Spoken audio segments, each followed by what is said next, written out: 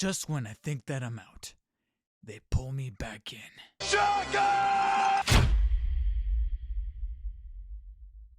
And to be fair, this isn't necessarily the one that's making me go, yep, I'm back with Marvel Legends. Not necessarily. There's actually a much later wave, along with some recent announcements that's made me go, okay, could it be possible that maybe 2025 could be the year that Marvel Legends can turn around with certain caveats, certain specific waves, lines, iterations, etc.? And then I saw that they're coming up with an officially titled Secret Wars version of the black-suited Symbiote Spidey that is now commemorating the 40-year anniversary of the Secret Wars line, or at least the Secret Wars storyline in particular within the comics.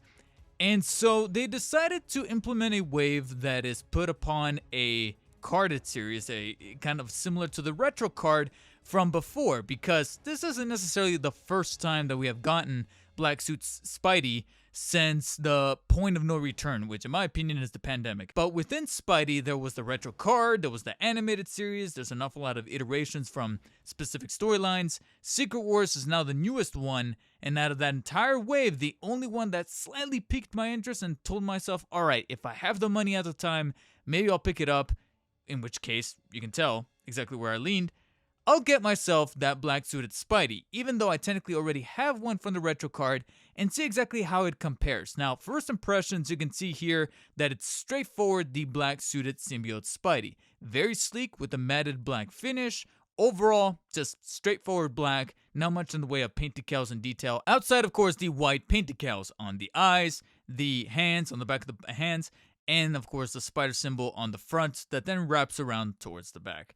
And that's quintessential black-suited Spidey. You can see here that they pretty much replicated that to a T, but with very, very subtle yet slightly distinct differences that any avid comic reader will be able to point out. In fact, there's one in particular that I've seen legitimate discourse on Reddit, on Twitter, on Facebook groups, and I'm like, really? Out of all the things when it comes to black-suited Spidey, this is the thing that we're arguing? But apart from that, you can see here that there's really not much that I can really say before moving on to the next phase of this review/comparison, outside of the fact that you have decent enough musculature, you have a slightly slimmer design, and there's a very noticeable reason as to why that is. But you can see that Marvel Legends is going to Marvel Legends because you see an awful lot of the physique and musculature that we've seen time and time again. And yes, for a little while, I was starting to get that feeling once again that I was pulling the same figure out of the box. But I stopped myself. I told myself, all right, can 2025 really be the year that I can be just a little less on the pessimistic side and try to see it from a completely different point of view? And to help me, we really do need to bring in that prior retro card release. And doing so is really where the magic is going to happen, because right off the bat, it brought to my attention one very key thing, which is the notion that I was having when pre-ordering and when seeing some of the promo photos and when the guys over at Marvel Legends were showcasing the wave. I believe it was sometime last year, late last year. I told myself, all right, they're just repackaging that retro card, maybe giving it some slight tweaks as far as the paint apps, but it's going to be the same body. I mean, Marvel Legends has a tendency for this sort of thing. But then putting them next to each other, I'm like, whoa, hold up. Now I'm glad that I went to storage, pulled out the original retro card, because no, it's kind of sort of the same body, but not really. And from what I can tell, this original retro card is, I think, utilizing the Sunfire body, because there's two particular bodies that they keep using for Spideys. I mean, obviously they use it outside of just Spidey. They use it for a plethora of different characters, especially some of the mainstay ones like Captain America, even a couple of Daredevils maybe. And of course, the characters that the body molds are named after, Vulcan and Sunfire. But they've taken on that moniker to represent certain body types that they keep utilizing over and over and over because they keep selling. You know, a lot of people keep collecting them. I mean, point made right here in front of the screen. Unless I'm completely wrong, and feel free to go into the comments and correct me, because I believe every time that I Googled Sunfire, this one came up. Vulcan, however, was giving me some murky results, and nobody was able to give me a clear answer to show in some kind of image, some kind of graph, that this is the Vulcan, this is the Sunfire. And I believe Vulcan maybe has like a reverse version of the torso articulation where you have the hinge at the top and the rotation at the bottom. So I believe this is Sunfire. And here, it looks like it's ideally the same body, but I can definitely denote the differences. Right off the bat, you could tell that he's actually a little bit shorter. I don't know if maybe that's due in part to a slightly smaller head sculpt, because that's another thing that I was able to pick apart is that it's a little bit on the less swollen side. It's got a few millimeters shaved off the top of the head. And then, of course, you notice the difference in the eyes. It's a little less traditional Spidey, and it's got much more of an aggressive tone to the way that it's scrunched up there at the brow, at the forehead. And frankly, I kind of prefer that. I actually like the head on the brand new one as opposed to the original. The original doesn't look too bad, and I like how much more embossed the lenses are on there. But in terms of preference, I just like the much more aggressive, very ominous look to the expression on this brand new Secret Wars because it fits the character, fits this version of the Black Symbiote Spidey. Once you navigate downwards, you see, like I said, an awful lot of architecture, the way that everything's tooled together, pretty much one-to-one to the Sunfire body, but then just kind of, like I said, a few dimensions here and there by the millimeter, shrunken down and slimmed down slightly. There's a little bit less definition. The abs are a little bit cleaner. The biceps, the pecs, all that stuff has a little bit less cutting, so to speak. And if you couldn't already tell, you could also see that the symbol, as far as the white spider symbol on both the front and the back, is a little different. It's subtly different. It's still going for that traditional symbiote look, but you could see that the thorax for said spider symbol is a lot smaller, a lot more curved. It's got a bit more protruding as far as I don't know if they're called teeth, but the little stingers there at the bottom. But you notice that it ends a little bit higher up on the brand new Secret Wars as opposed to the elongated version on the original retro card. As far as preference, I like the original with the retro card because of the stylistic choices, but I still get if people vibe for the much more subtle and minimalist version of this symbol. Then we get to the only other white paint decal that, like I said, people are having various discourses and arguments, and that has to be the application on the fist or on the back of the hand, because here they opted for a completely different shape. You have a triangle as opposed to the rectangle for the original retro card. Outside of that, though, the placement is exactly where it's supposed to be, and it doesn't really look like they changed much in the form of the shading. I want to almost call it eggshell white if I was to be a little bit liberal with that. But outside of that, it's simply just a change in shape. So down in the comment section, let me know, guys. Are you team rectangle or team triangle? I don't know. I'm frankly quite indifferent when it comes to this stylistic choices. Pulling it here and shifting it to the side, you'll also notice another very clear difference. Pinless joints. You don't have any pins. They're very much apparent here on the original retro card versus none right here in the brand new Secret Wars version. But outside of that, like I said, it's the slimmer physique. The biceps almost look kind of similar, except, like I said, just toned down ever so slightly. And I guess by that distinction, he has a much more flexible, lean physique and lean look to the body as opposed to the original. And like I said, that may fall in preference.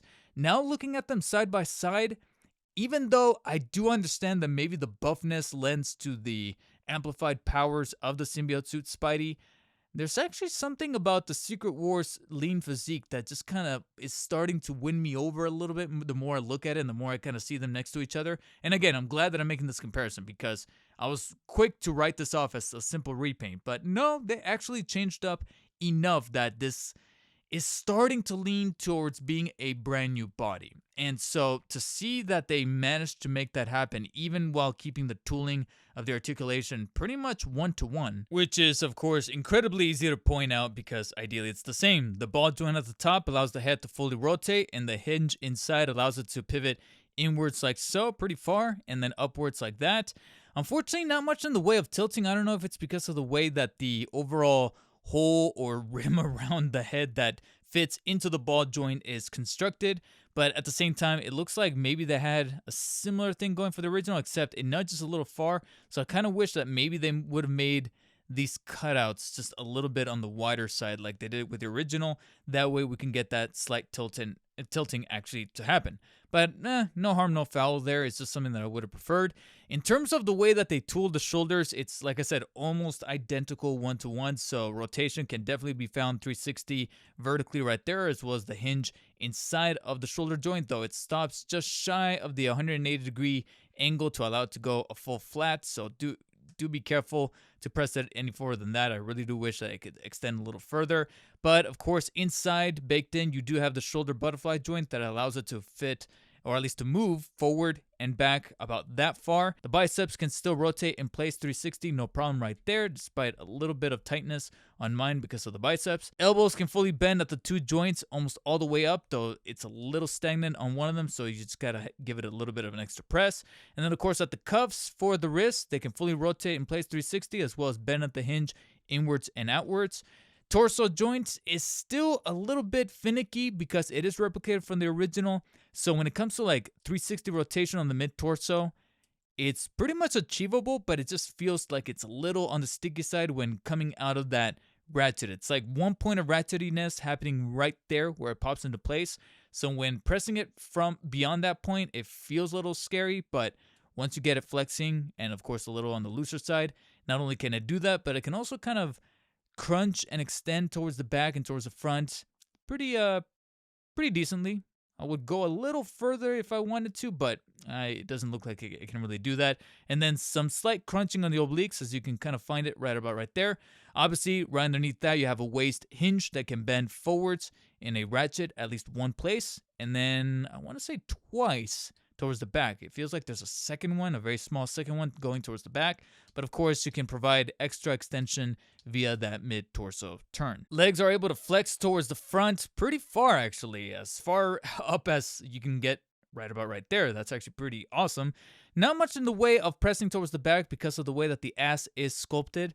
And you do get a little bit of extension towards the sides, but much like the arms, they stop just a little shy of the 180-degree flat line right about right there. You do have thigh swivels that can still rotate in place 360.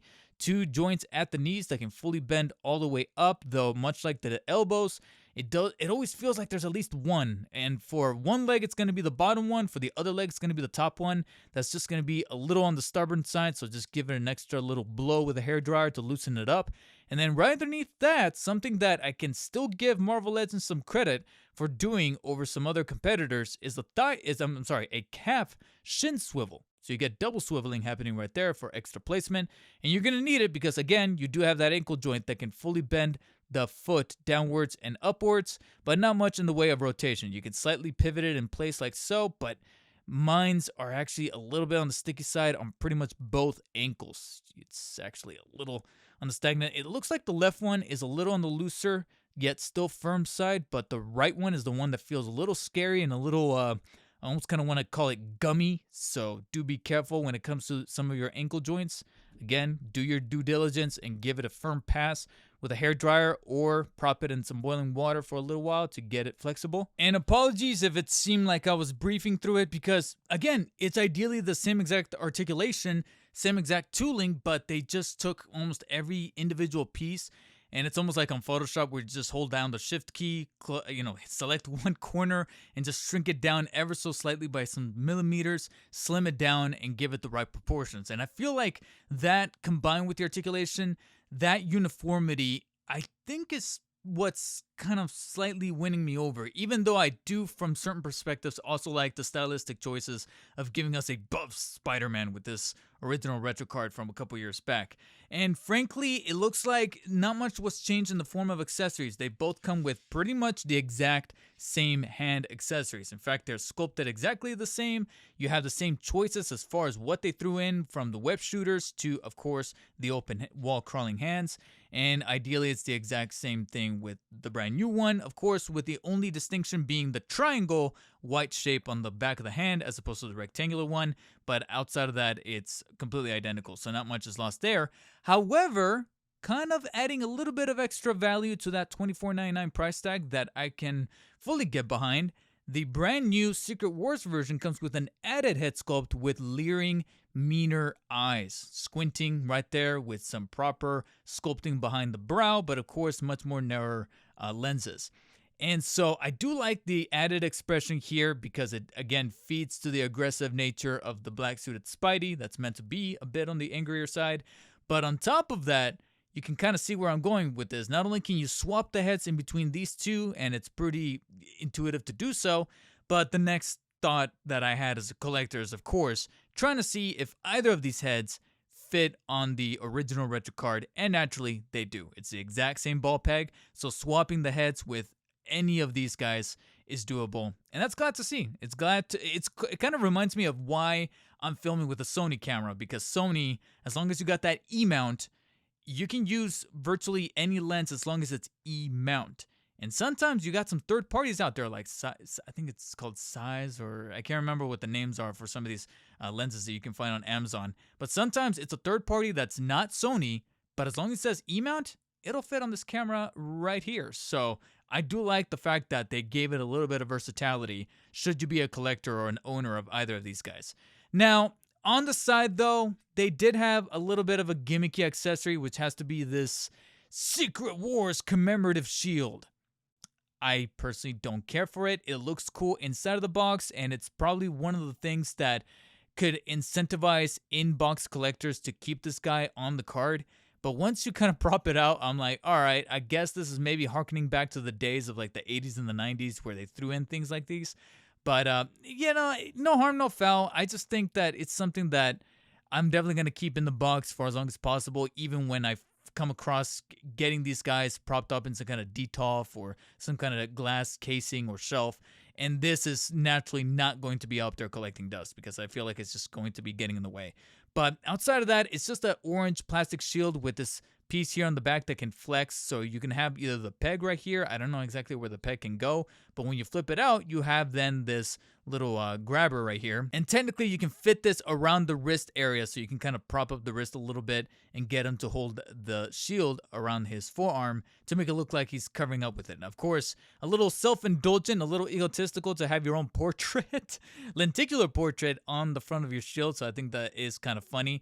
But by default, it comes with this lenticular that you can see flips between Peter Parker's smiling head and then, of course, the black suited symbiote Spidey, which I think is a little strange considering that you would want him to be looking a little angrier. At least that's my personal preference, but I still like the design. I like the version that's lifted from the 80s comics with the red background there and the webbing. Now, if you don't want to have that and you want to go with something a bit more, like I said, commemorative, you can technically open this up. It's funny because you have this tab here that is designed to kind of dig in and pull it so you can open it, but I find it a little easier to pull it from the side and just kind of flex it slightly to then creak it open, and there you go. And on the inside, you have the two pieces of cardboard, one of which is the lenticular with nothing really much going on in the back.